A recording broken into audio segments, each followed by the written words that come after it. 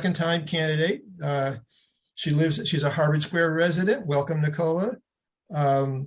She advocates for keeping current residents in their homes and is running as a problem solver with an emphasis on equity. Welcome, Nicola. Can you hear me?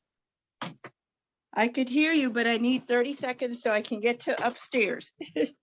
I just arrived. Okay. Well, I'm gonna, Nicola. I'm gonna continue with our first question here.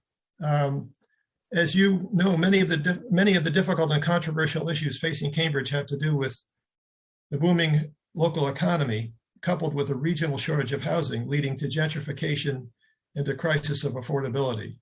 And one obvious policy is to build or permit more housing. You have thought a lot about the housing problems, I know, and you proposed a vision for 20. I forget what the numbers are, but you had some good numbers on that. And bearing in mind that Mid-Cambridge is already a very dense neighborhood with little vacant land, what does your vision for citywide housing growth mean for development in our neighborhood in the next 5 or 10 years? So I think we have an affordability crisis, not just a housing crisis. For the last 25 years, we have not really been able to tackle the affordability crisis. What I'd like to see is us set some goals to do that. And we need some new and innovative solutions. One thing I'd like to see is for us to model what New York is doing. There are only 21,000 rent control units left in New York City. And a few years ago, they instituted a policy called rent stabilization, where it incentivizes the landlords to offer below market rents. I'd like to see us do that. We can do that and pay for it because the city council unanimously approved recently to increase the linkage fees. And so if we are able to reduce the rent for our landlords to get a tax break of about 11,000 residents, it will cost about $40 million a year with the average reduction of $300. We can afford that. I'd like to see us try that. Also, so that would, yeah. So that your top line solution there is not building, but making more of the existing housing affordable. And of course, there are a lot of renters in Mid-Cambridge. Well, the average rent is $3,400. That's a lot of money. That's the equivalent of a $600,000 mortgage.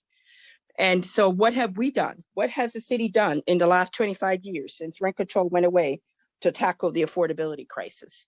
I think we need to try something. And this is a good way because it engages landlords as part of the solution. And we'll be able to the senior whose income is reducing, they have to, what are they going to do? The landlord's going to reduce the rent. If someone loses a job or someone gets a divorce, what are they going to do? They have to pay the high rents or they have to be displaced. In Cambridge, there's about the last 10 years or so, 17% of the African-American community has been displaced. That's a real issue.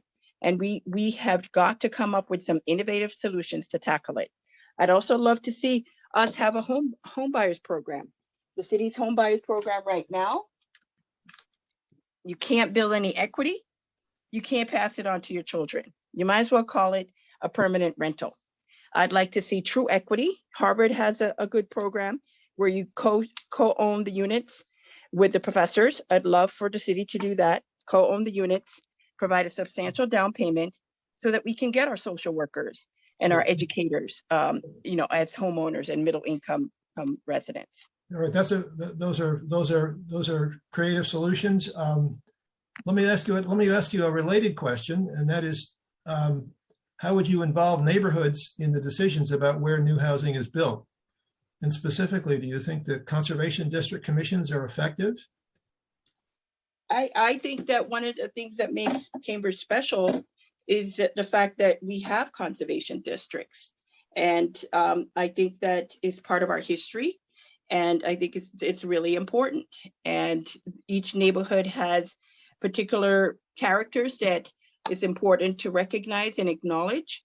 Some communities have a significant African American population, and we should celebrate and preserve that history within those neighborhoods. So I also think it's very important that neighborhood associations, as a leader of my own neighborhood association, the Harvard Square Neighborhood Association, I think it's important that our voices are heard. That's one of the reasons why I'm running, because as part of my neighborhood association, I felt that the city wasn't listening to our neighborhood needs, and we had to fight for airtime, yet developers didn't have to do that. So I feel that as citizens, we have a right and we should have access to the same privileges as corporations. And we should have to fight for airtime, we're the voters. Thank and you. so that's important.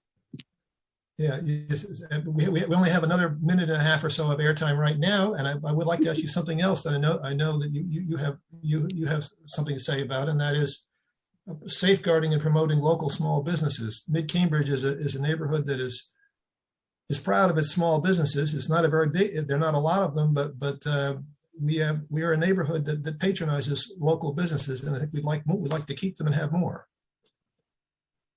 Well, as a small business owner for 25 years, and I have worked with dozens of small businesses over these 25 years.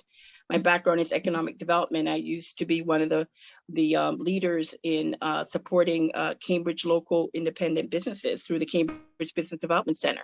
During COVID, I volunteered to support and advocate and use my voice on a national level to get access to PPP, EDIL, resources for nonprofits, many and small companies, and women-owned companies, mom and pop companies that were all left out of the first round.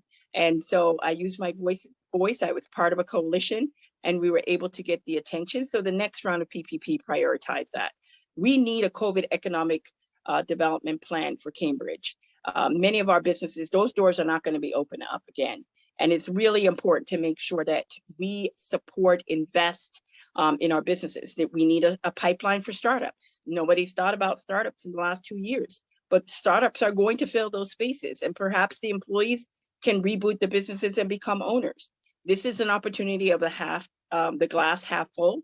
And I think we should do everything in our effort to make sure that small business not only survive, but they thrive in COVID recovery. It's going to take 4 to 5 years for this recovery.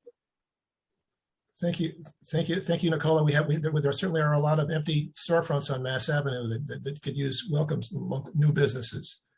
I'm asking